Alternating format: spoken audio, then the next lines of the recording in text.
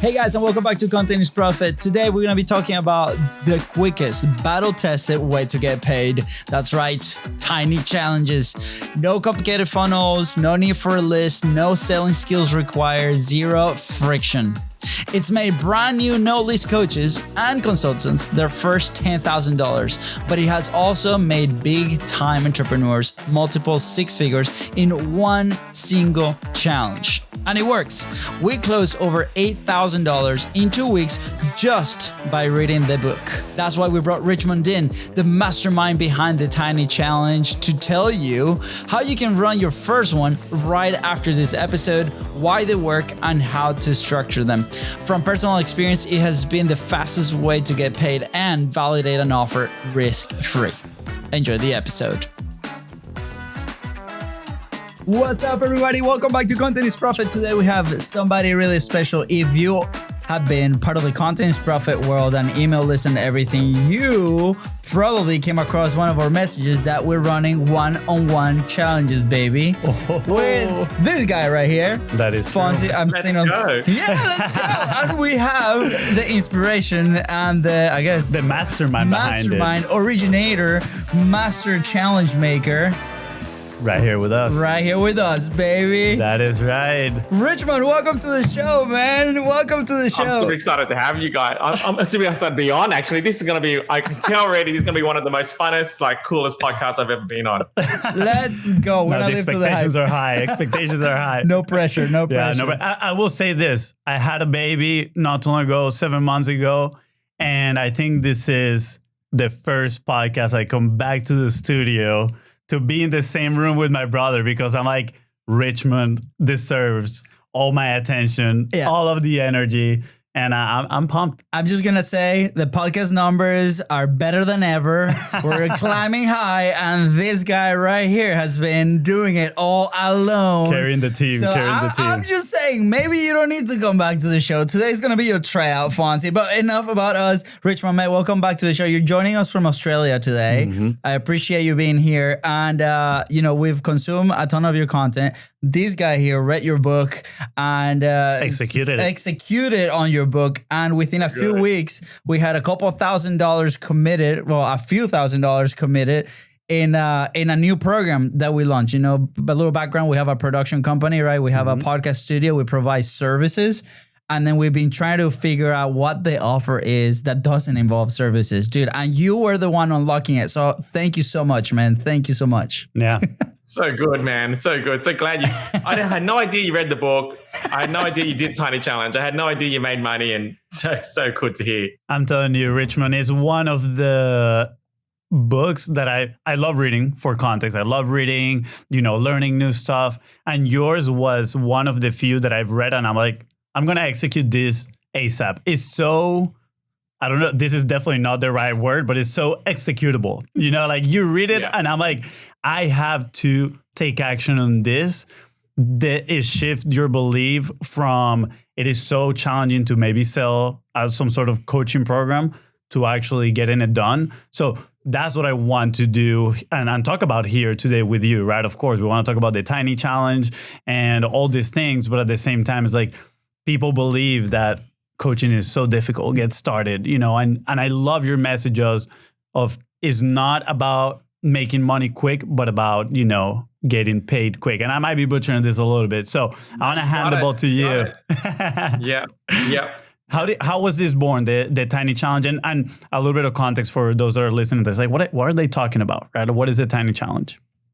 Yeah, cool. So in order to get paying clients or customers online, you need to market yourself. So you can't just open up a website, have a link there to book a free discovery call, and then suddenly you launch your website and tomorrow you've got 20 calls booked in your calendar. That's not going to work. You need some active marketing.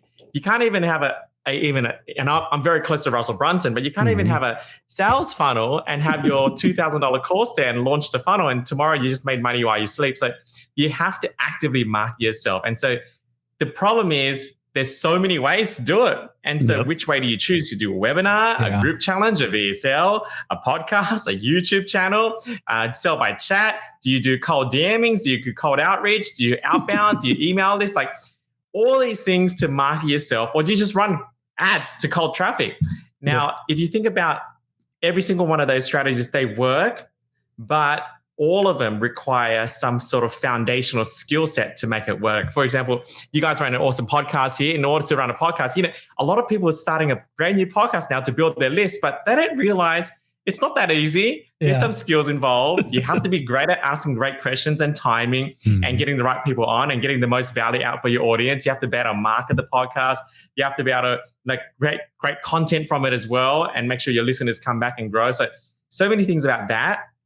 And so you imagine if you've never made your first 100K online, then it's extremely overwhelming. And so which methods do you choose? A tiny challenge simply is like a 5-day group challenge, but it's done one-on-one. You and just one other person, and that's it. So you don't have to worry about a big list. You don't have to worry about a big marketing campaign. You don't have to worry about the tech.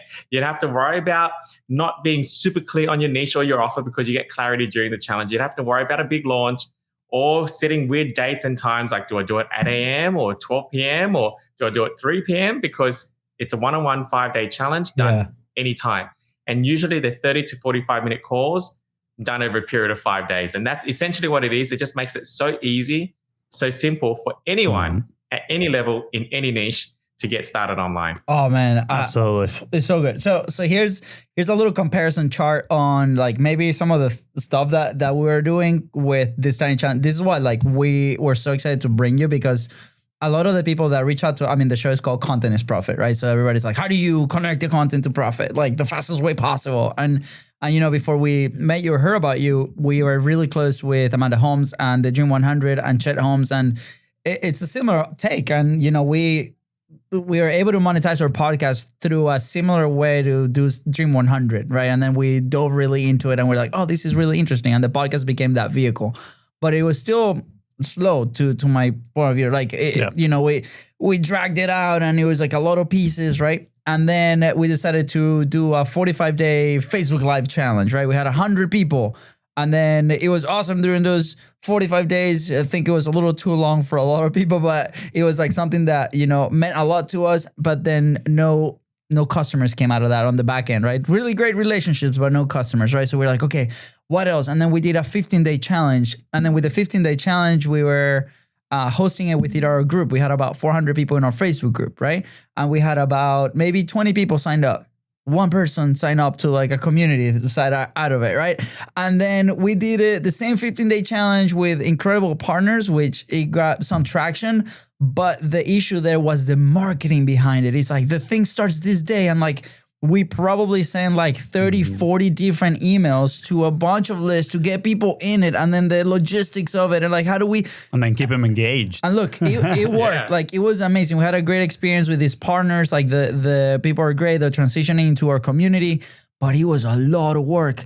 And if you don't have the assets or like you mentioned, like the tech, it can be like so overwhelming that a lot of people either get distracted, they change, and then they never really grab traction. And FONZI was running this one-on-one challenge at the same time. I was like, okay, I take care of this one, you take care of that one. And he made 100 times more money doing this tiny challenge. I'm like, man, this is the way. Like, how can we deploy this within the studio? How can we deploy this with, Content Momentum, which is our high-end service, right? It's so good. So have you seen, like, is there a specific type of like customer or a specific type of persona that can run this more efficiently? Or is there's really a framework that anybody can use? Anybody can use it. And I say that because there's always going to be someone watching this or listening to this thinking, it won't work for me. I'm B2B. It won't work for me. I'm a personal trainer. It won't work for me. I'm a real estate agent. It won't work for me. I'm a grief coach. It won't work for me because I am an affiliate marketer, or I'm in the sales industry. There's one person who has a mortgage broker. That won't work for me because I'm a mortgage broker. I have not yet seen any situation where it has not worked for them. Because at the end of the day, let's just say you're a mortgage broker. How are you getting customers? Yeah, you're getting customers through a webinar, a group challenge, a VSL, a podcast, a YouTube channel, an email list, cold outbound, direct to message. Like, you have to find a way to get customers. And so it's a marketing method to get customers in the easiest, simplest way. So whatever way you're doing to get customers, this is, I don't want to say it's a better way, but it's a faster way to make money now. because you don't need to launch a big marketing campaign. And so I will just challenge anyone, whatever you're doing right now, it will work for you, guaranteed, because you have to market yourself in some way, shape, or form anyway. I love this. I actually heard you on a different podcast talking about selling, how you're like, I try to sell like Myron. And, for those that are listening, don't know who Myron is, Myron Golden. I try to sell like Russell Brunson. I try to sell like Grant Cardone. But then you're like, I finally settle on selling my way. Like the beliefs and the principles are the same, but you were doing it your way. And this is what I see with Tiny Challenge, right? It's a vehicle. At the end of the day, what we're trying to do with marketing is we want to build trust, right? We want to give value to people so they can help me achieve my objectives, right? And the Tiny Challenge, it's such a fast way of doing that. Like the value per interaction is absolutely amazing. Like after every single call I've been having, people are like, this is awesome. Like, I love it. I will say, and I apologize in advance, Richmond, I butcher a little bit because it's like, you can have it in 20 minutes. I go over by a lot. I'm like an hour in each call. And I'm like, oh my gosh. I hope I'm making Richmond proud. But, there's a whole structure to it. And again, like I was mentioning, right? Like there's so much value in those one-on-one interactions. So I'm curious, how do you then condense that value? And I'm talking now from, I've run this challenge. I've seen some of the things that I'm like, okay, I need to improve here, right? And those are the things that I want to talk to about. One of them is, how do I condense the value into the 20 minutes so I can have now more one-on-one challenges, right? Yeah, well, I think before there's various ways to scale that. Definitely, if your outcome is to get more one-on-one, sorry, you were saying? No, I was gonna say, like, before we go into that, I think can we give the framework for the people that might not be familiar with the challenge, right? Because we're like diving deep, and it's like, okay, I'm being here all selfish. I know, you're like, I already know it. I'm asking, the 6th grade level question when we're in 1st grade still. Come on, Fonzie. Yeah, we are. Well, you must communicate like a 1st grader. Like, true. Have you guys heard of the game Cash Flow by Robert Kiyosaki? Yeah. Yeah, like Rich Dad, Poor Dad. Yes. He's got this board game called Cash Flow, and it's pretty advanced game for adults. But I thought, you know what? I'm going to teach my 8-year-old to play this. And if I can explain to her what an asset and a liability is in 8-year-old language, then you've got great communication. So you always want to speak like you're speaking to a 1-year-old, like a one 1st grader or 2nd grader or 3rd grader. Like I love it. Skill. He knows that because he has a 1st grader. That's why. That is true. That is true. But 7, So can we lay out the framework of the challenge for those that are listening right now and they're like, okay, I kind of want to understand like what it takes, and then we can go into the question that Fonzie asked. Yes. So let's lay out the framework. So I want you to think about a one-on-one challenge is kind of like when you go to a personal trainer at the gym. Imagine they did a 5-day one-on-one personal training session consecutively. So that's kind of the concept there. And so the framework, number one, first of all, you must know who the challenge is going to be for. So if you're like a personal trainer, is this for a mum that's looking to lose baby weight? Is it for a dad that's looking to lose their beer belly? Is it for a corporate person who's looking to get fitter? Is it for someone who's training for a marathon? Like, who are you looking to serve? So decide on your who. I call it the tiny who, which means niche down. Who's that? Is it a corporate woman? Is it a mom? Is it whatever it is? So find out your who, because that will allow you to determine what problems you are able to solve in a tiny challenge. And the beautiful world of ChatGPT now is the moment you decide your who, you just go to chat and you say, hey, what are the 10 biggest problems they face that is marketable to them right now? And chat will give you the problems better than you can think of on your own. So that's kind of a hack. That's kind of a cheat. I never had the luxury of doing that because I started writing these years ago before ChatGPT. Yeah. And now you've got a list of 10 problems that you could potentially do a tiny challenge on. And once you decide on one of them, you just start to market it. Now, you got the who, you got the hook, which is the problem you're solving. Now, the framework to actually run the tiny challenge, the first call is all about discovery. I call this the 4 Fs. So the first call is like your typical sales conversation where you want to elicit their future. You want to find out what their frustrations are. So the future meaning where do they want to be in 12 months' time? Where do they want to be in 6 months' time? What's their goal? their frustrations, what's holding them back. You want to list their fears, what are they most afraid of happening if they were to get that result, or if they were to try or put themselves out there. And then finally, where have they failed in the past? You want to know what they are trying right now, if anything, what's working for them, what's not working for them, what are they not willing to try anymore, because it's like they're just skeptical now because every other guru told them to work and it didn't work. So when you get all those bits of information, that's on core number 1. That's the framework core number 1. Then it'll allow you to kind of build out core 2, 3, and 4, which is the content pieces. So now you're going to teach your content over the next 3 cores. And then finally, core number 5 is the offer reveal. And so you reveal your offer, and most people don't even need to have an offer before they start running a tiny challenge, because they'll tell you what they want during the first 4 cores. And so quite often your offer is just created on that last call. That's it. I want to add something in here that it was very valuable. I am not the biggest fan of hard selling, and not because it doesn't work. I know it works perfectly.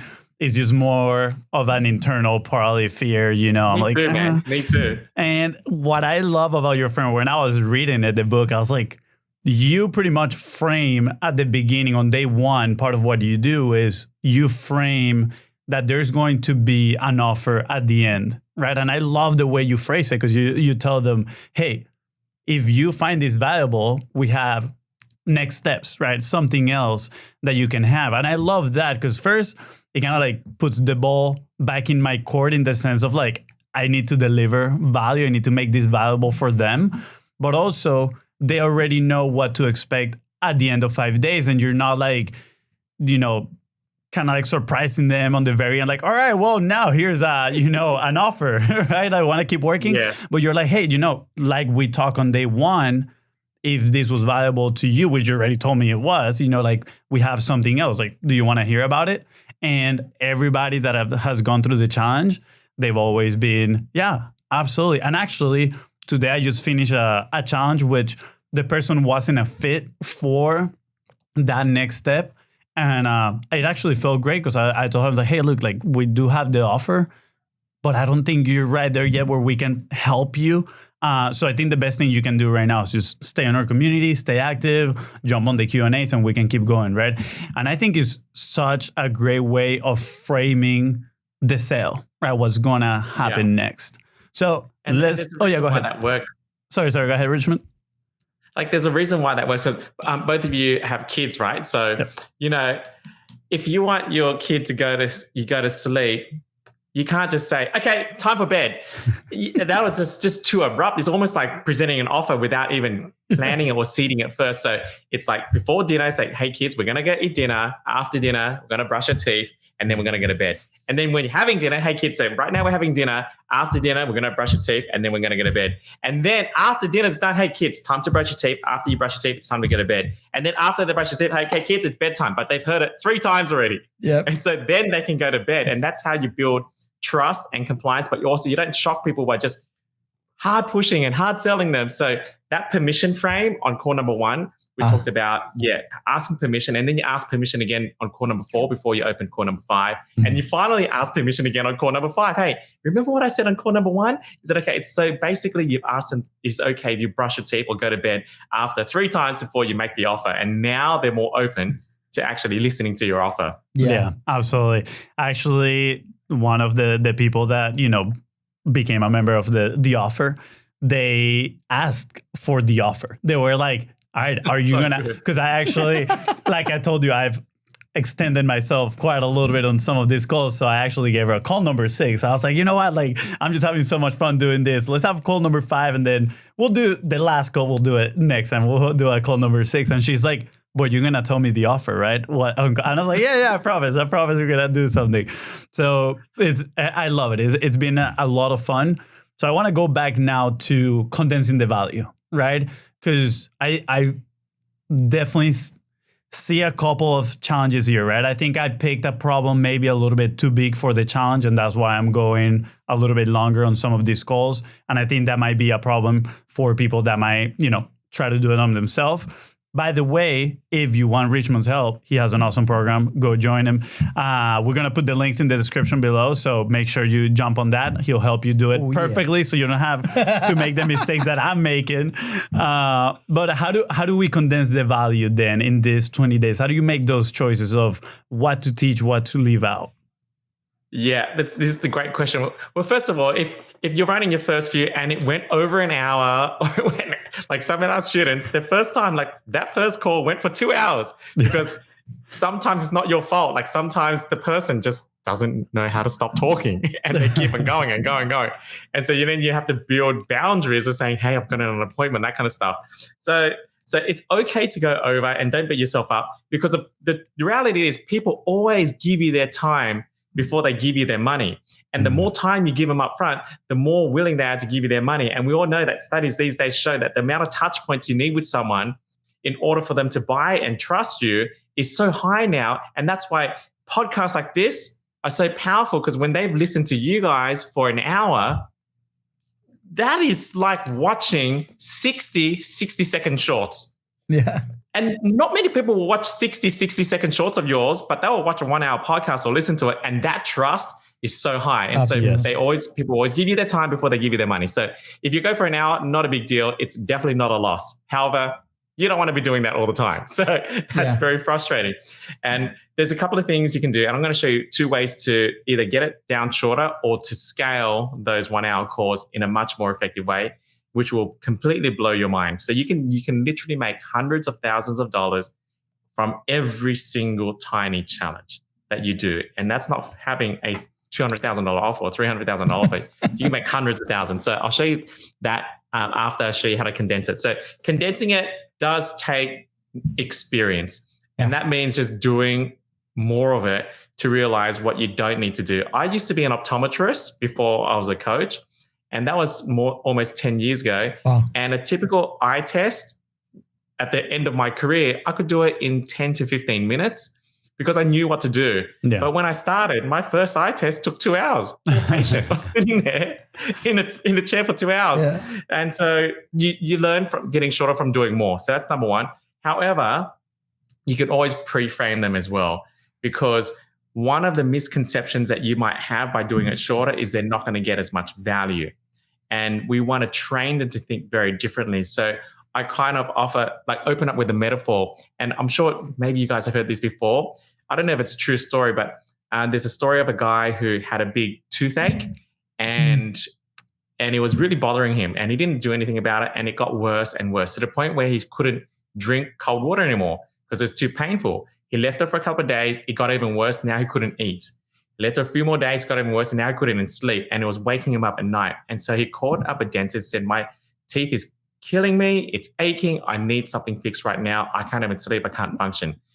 The dentist slotted him in as an emergency patient, and he went to the dentist, and he sat in the chair, and the dentist opened up his mouth, took some tools out, looked at a few things, did a few things. 2 minutes later, the problem's solved.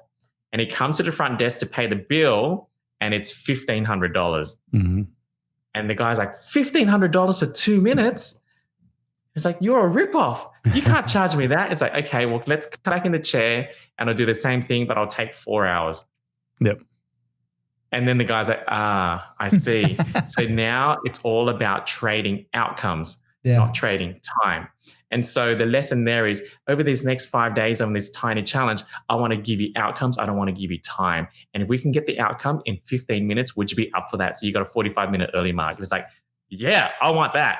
And so now you can help them believe and think that outcomes are more important, which it is. Most people think, oh my gosh, I need more time, but they don't need more time. They just need more outcomes. They just got a time or money trade thinking mentality, which doesn't serve them. Absolutely. Yeah. I think that's so important for a lot of people starting out. And I have a question here loaded up, but I want to make sure you mentioned scaling the part. So Fonzie, you took notes, right? On the. Oh yeah. Okay, 100%. Good. Yeah. 'Cause, yeah. You like to talk. So you mentioned then a second, it's like, how can you go then and scale those calls, right? So like, who's the ideal person for that? Is that somebody that has been doing it now for a while? Like at what level can they do that? Or like when should you step on that? Because I can easily see somebody like me, for example, be like, all right, I ran a few, I made a couple money, I'm ready to scale this thing to the moon. When in reality, it's like, nah, I know that it would be better for me to do it like couple hundred times, as much as I can. A couple of hundred. Yeah. And then be like, all right, now I'm good to scale this thing. No, you don't need to do it a couple of hundred times. That is way too much. I do say that you do need to do 100 hours of one-on-one coaching. 100 hours or 100 sessions. So now if you came from the one-on-one coaching model and you're fulfilling through one-on-one coaching and you've done 100 one-on-one calls, that would allow you to be qualified or good enough to scale tiny challenges. Or that's 20 tiny challenges, because 20 tiny challenges is 20 times 5 one-on-one calls, which is 100 calls. At that point, you can start scaling a tiny challenge and make hundreds of thousands through a tiny challenge through what I call a shadow seat. And so, for example, most people, and this is how this came up, like most people are like, but Richmond, I want to see how you run a tiny challenge. Like, I want to see how you do it. And the only way I could show them how to do it was to give them a replay of my tiny challenge. And then they watch the replay and it's all good and stuff. But then they wanted to actually be in the room. But I'm like, you can't be in the same room because it's one-on-one with another person. But I thought, what if I could have them in the room, just get permission from the person I'm doing it on? And so this was about a year and a half ago. I picked a person to do a tiny challenge on. And I said, normally I would charge $25,000 for it, but I said, I'll only charge you $5,000 for it. But here's the caveat. Will you allow me to have up to 10 people in the same Zoom room watching me coach you so they can understand on how I'm actually doing it so they can do it themselves? And she's like, yeah, okay, I'll let you do that. And so it was a win-win offer for her and also for me. But here's the kicker. When I got to call number 4 and call number 5 and I presented the offer was presented to all 10 people in the room and not just one. Yeah. And then that first time I did it, 6 out of 10 bought my next level offer. And that's how you scale a tiny challenge, through having a shadow seat watching your one-on-one calls. And then you present the offer to many. And now we do shadow seat tiny challenges every quarter. And the last one we did, we had about 150 people on, presented the offer to 150 people instead of just one person. And that's how you make hundreds and hundreds of thousands of dollars through a tiny challenge, scaled through shadow seating. Yeah, that's pretty impressive. Yeah. I can see yourself doing that maybe a little bit in the future after I've mastered, the tiny challenges. I'm going to be your handbrake. You're going to be my handbrake? I'm going to unlock it for you. I will say this, Richmond. It's been one of the most enjoyable marketing things I've done. Like, it's so much fun to help people, so you're like having them on a call, and as weird as some of the calls have been, call number 1, I will say, when you go into tell me a little bit of your fears and frustrations, I've had some people cry. Yeah, I'll tell you. And I'm like, I don't know if I'm doing this right. Well, no, I think it's also like our medium, right? Publishing. There's a lot of personal development, entrepreneurship. It's a lot of personal development. Yeah. A lot of the people that we get, they're people starting out, big stakes, right? People like, putting everything on their business, right? Yeah, it's very emotional. Absolutely. It is very emotional, right? So some of those calls, I was like, all right, I'm like taking notes on like, how can I improve in here and all that stuff. Like, the emotional buy-in is there. I will tell you that. You know how he broke the news to me, Richmond? He calls me. He's like, dude, I don't know if this is for me. Like, I'm making people cry, man. I don't know if I'm doing the challenger am I doing challenger therapy? Which one we doing out here? I'm making people cry. I'm like, man, like, okay, let's watch those calls. Let's see. No, but he was good. Yeah, but it's been, again, crying good. Yeah, it's been so enjoyable. Like, so enjoyable actually helping people and helping them move forward. But like I told you, that like I already spot some places where I can shift my attention, fix it, right? Like maybe even change what the challenge is about. And I'll tell you what it is, right? Like the challenge that I'm doing is like, I'll help you gain clarity on a content strategy. And then the sale part is more of like the implementation on a coaching program, right? But as I'm doing it, I'm like, there's a lot of elements to a content strategy, right? So that's why the calls are expanding a lot and doing all these things. So now I'm trying to think, after what you said, what could be a smaller problem. So well, what's the first 3 things they need to know? Like, of course they need to know a lot of things, but what's just the first 3 things they need to know? Compounded by what's the one belief they need to have? Like, content is the way. Yeah. So talk about the beliefs, right? Because you do mention a lot of that in inside of the book. And I think that's actually the most important part. Is not about just giving value and teaching them how to do things, all that stuff. It's actually about shifting the belief. What do you mean by that, right? For people that are listening right now, they're like, okay, because that is also an element that goes into your content. It's not just an element that goes in your tiny challenge, right? It's part of your message. You got to shift a belief. So how do you go about that? How do you craft that? And how do you actually help people shift their belief? That's correct. Well, the first belief someone must have when they're running a tiny challenge is that they must believe that tiny challenges work.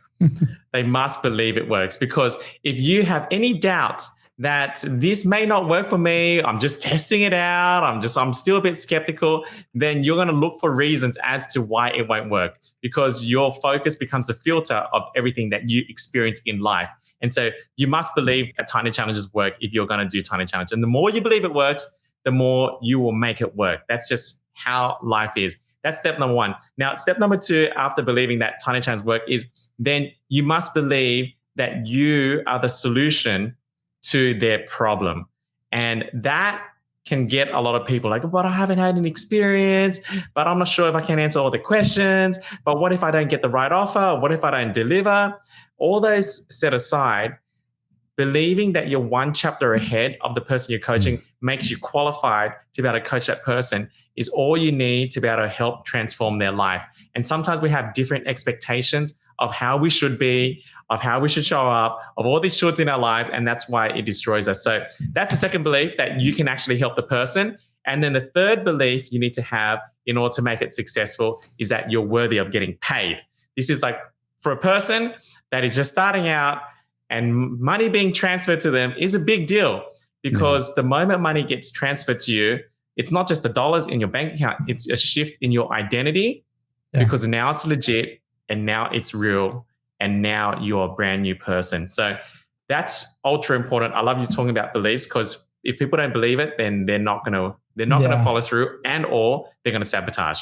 Yeah, 100%. I mean, I think that's the case with what your book instilled in me. I mean, I watch a bunch of interviews. I watch, we love Russell Brunson. We got into this world because of ClickFunnels, right? We went to the events and everything.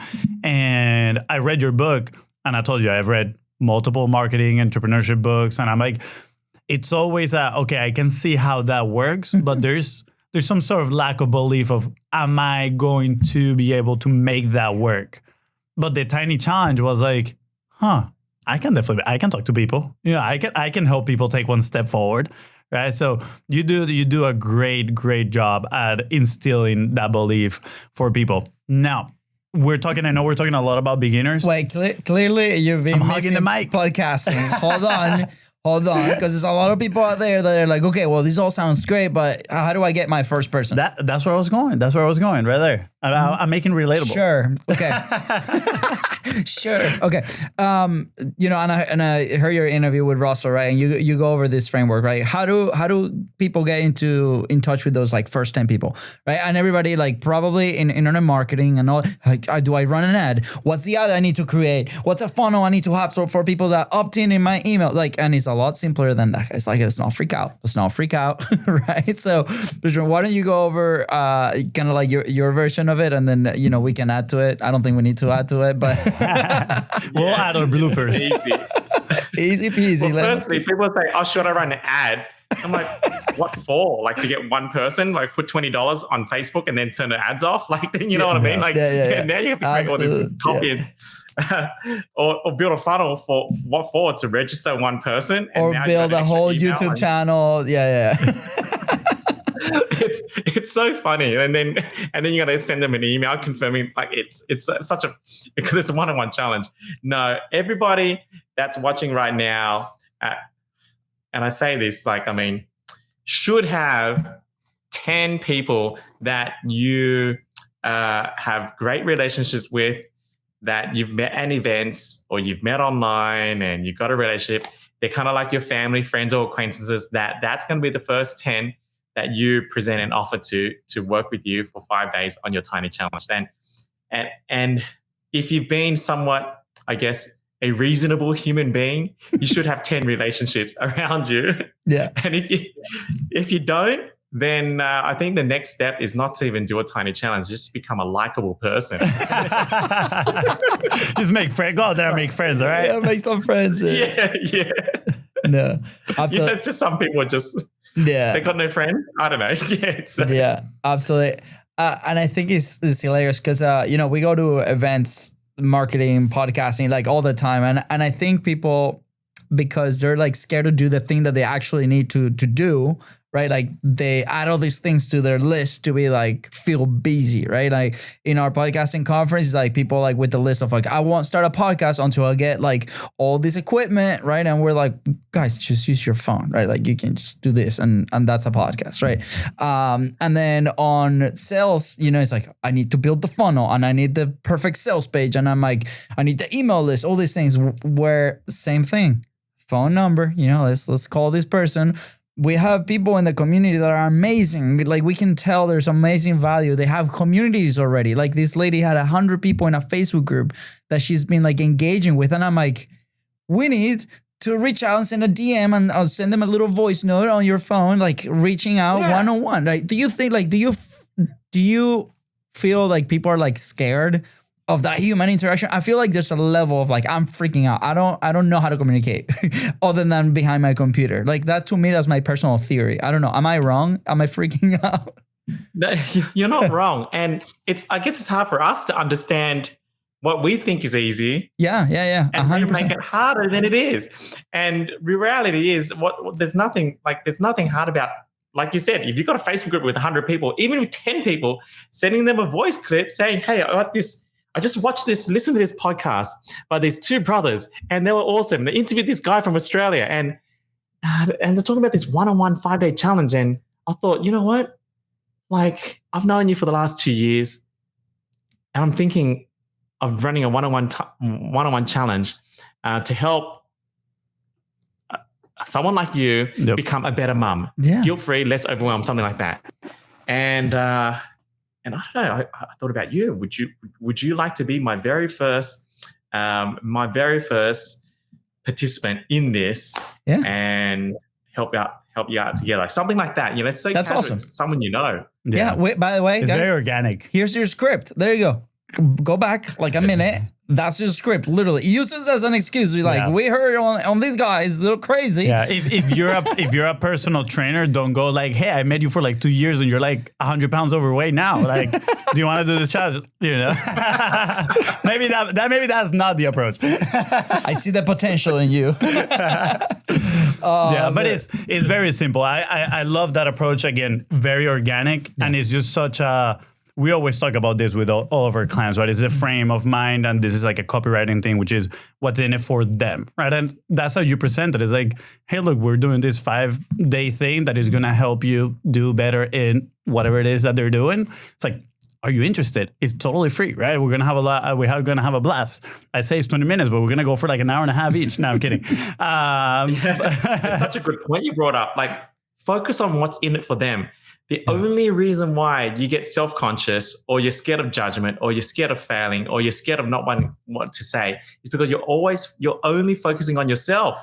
Yeah. And it is impossible for you to feel fear when you're focusing on someone else. Mm-hmm. It's impossible for you to feel afraid when you're grateful. And that's like public speaking. We're like, I'm so scared of public speaking. It's because you're not focused on the room. You're focused on what I need to say. No, you're not focused on who you're speaking to. And the moment you shift your focus outward to the person you're serving, all fear goes away. Yeah. There's a phrase that I heard. I can't remember off the top of my head who said it, but it was one of these events. And he's like, hey, actually probably might have been Myron when we did the mastermind in Boise. He's like, he was teaching us how to do an offer. He's like, go outside and literally call people, telling them that you have something to sell, right? And a lot of people in the room, were about 16 in the room, were like freaking out, right? And he's like, do you believe that what you do or what you deliver is going to change their lives to the better? Like, are you going to be able to help them, right? No. Then it's a disservice if you don't call them and you tell them that you can make their life better. Like, and that I remember, like that phrase like shifted everything to me, because I'm like, this is just going to add value. Why am I so afraid to help them to change their life at the end of the day? It's because people want shortcuts, right? But as I heard somebody once say, is the shortest way is the right way. Yes, that's right. For those listening, that is a Richmond phrase right there. We gotta make a shirt with that. Now you gotta do it with the Australian accent. Come on. Yeah, oof, that'll be rough. No, but I heard that and I was like, dude, let me write this down. I have a book, I call it Compendium, which is like just like phrases that I like to remind myself, often. That phrase is now on that book. Book? It's so How true. How big is this book? I mean, it's like a little notebook, Okay. a little notebook, Yeah. But I love it, and it resonates because actually when we first got in this space, my whole idea was like, dude, I'm so ready to be that marketer that's eating chips in their couch and just making a bunch of money. It's not like that. It is not like that, right? So like that's why your message resonates so much. Now, I do want to transition here towards the end on talking about some of the results that you're giving people, right? I know you have a huge community. You got a mastermind of people that, very successful. And I think they've actually come through also the Tiny Challenge, some of them as well, right? So tell me a little bit about those results. Like what are some of the cool things that you've seen? Yeah, so the probably the coolest thing I've seen is we're talking about Myron. Myron has made the most from the concept of the Tiny Challenge. Oh, wow. $700,000 from one Tiny Challenge. Then followed by Russell did 2 Tiny Challenges, made $100,000 each from each one. And obviously they're very advanced entrepreneurs, but from the beginner level as well. And I was in Myron's studio only a couple of months ago, and he just asked me just a question like, so Richmond, like, what percentage of your students are making money from this? And I sat down and I thought about it. I thought, well, all of them make money from it. That's not the question. The question is, how many do they need to do before they get their first paying client? And at the time, the worst result we had was they had to do 12. And then the 13th Tiny Challenge, they got their first paying client. And you can do 12 in a month. You just do 3 a week, which is very easy to do. Yeah. And I thought, wow. I think what I'm really saying, and he confirmed, was like, so what you're really saying is 100% of your students are getting results. They just have to do enough of them to get the result. And I was like, yeah, that's what I'm saying. We haven't had anyone yet not make money unless they've only done 1 or 2 or 3 and they stop doing it. Like the average person makes their first dollar through a Tiny Challenge after 3 Tiny Challenges, like 1 in 3. And that's the average person. So, like the worst result was 12 in a row. They got 12 no's in a row. And then number 13, they got the first yes.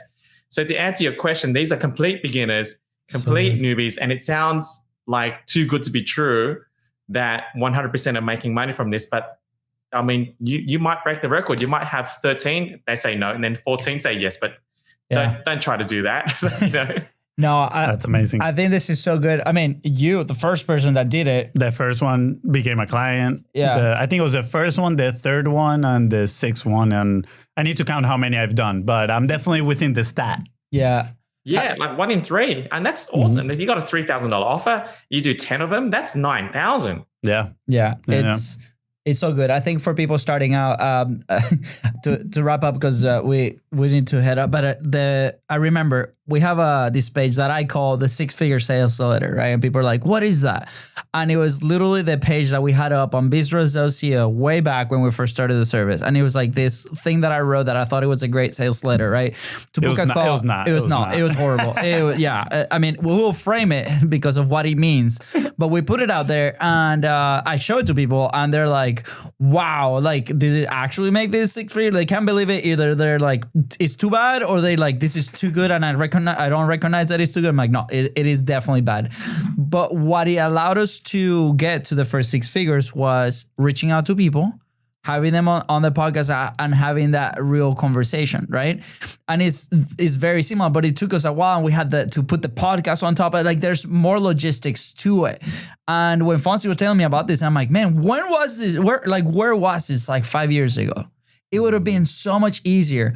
And that's why today in our community is one of the things that, we bring people in. And as soon as they jump in the community, I've been referring everybody to FONZI because I'm like, dude, like you are a great fit for this thing. So maybe Richmond, I don't know, maybe we have to collaborate somehow in the future because everybody like they need this. So I don't know what we need to do to put your content in the community or to refer people to your I don't know, man. It needs to happen. But it's such an incredible tool, man. And everybody out there, if you have a message to share, if you have a product that helps somebody, this is the way to do it. So cool. So cool. Dude, Richmond, thank you so much for coming to the show, man. Is there anything else that you want to add before we head out? No, you boys have been amazing. You guys have been great. I'm just, again, super grateful to be here. And I could tell this is going to be a super fun podcast. And I can tell your synergy is just amazing. Are you guys like legit real brothers or is it no? We are legit real brothers. Unfortunately. No, I'm kidding. Yeah, we're brothers with the same name. Yeah. Yeah, we say our mom was a secret marketer. Your parents couldn't decide, so it's like same name. Yeah, pretty much. But yeah, it's been a pleasure, man. Richmond, next time you're in Florida, because I think you're part of Myron's community, and I'm pretty sure he lives in Florida. Yeah. So next time you're around here, let us know. We might have to take a trip to Tampa. Yeah, we'll come to you. We'll hang out. Yeah, we'll do. Awesome, man. All right, boys, thank you so much. Anything else, Fonzie, on your side? No, just grateful. I'm very excited. This has been a blast. I miss this conversation. Welcome back. I can tell your energy level went back up. Guys, if you enjoyed this episode, don't forget to, like the show and also bizbros.co/monetize for your clarity challenge with Fonzie. Go to the links below right here, Richmond, if you want to share what you're promoting right now. What is it? Yeah, it's the easiest way. It's just my book, Easy. Tiny Challenge. It gives you the whole framework, how to do it. And it's a free book. Just pay for shipping, which is like $10 or whatever it is. You get the actual book for free. Yeah, such a good deal. That has to go to the starter kit in the Studio Podcast Studios and Content Momentum. This one has the Fonzie seal of approval, 100%. I mean, I can tell you, I've read a lot of books. I'm sure some of the revenue we've made has been tracked to some of those. But with this one, yours is the first one that I can say specifically, how much we've made with this and how much more we're going to be doing. Because it's a lot of fun. I'm going to keep doing it. I'm going to keep improving. Richmond, I'm going to make you proud. I'm going to make you proud. Do another 20 minutes. Just you wait when I start doing them, dude. Like, we need a little tally. We can make it a competition. Let's go. Well, which actually, we say we're leaving, but real quick, talking about competitions, you have the next top speaker, new business with Russell Brunson. I saw, right? Yeah, that's it. That is in this magazine as well. Oh, that's pretty epic. Partners with it, 33%, a third. So it's awesome. You bought into it. That's awesome. Very cool, man. We're gonna have to bring you back to talk all about that. Yeah, baby. Richmond, that will be fun. That will be fun. We're running the tournament right now as we speak, and we've got 3,600 people registered. Wow, so and cool. There's only gonna be one winner. That's huge. Yeah, that was good. Oh, so good. Are you gonna run like a challenge to the tiny challenge, the tiny challenge, the tiny challenge, into another tiny challenge. Into another tiny challenge. Whoever makes the most wins. Yeah, and they take everybody's profits. That's awesome. Well, man, thank you. Very, very grateful to have you on the show, man. And with that, guys, thank you so much for tuning in. We'll see you in the next episode. Take care.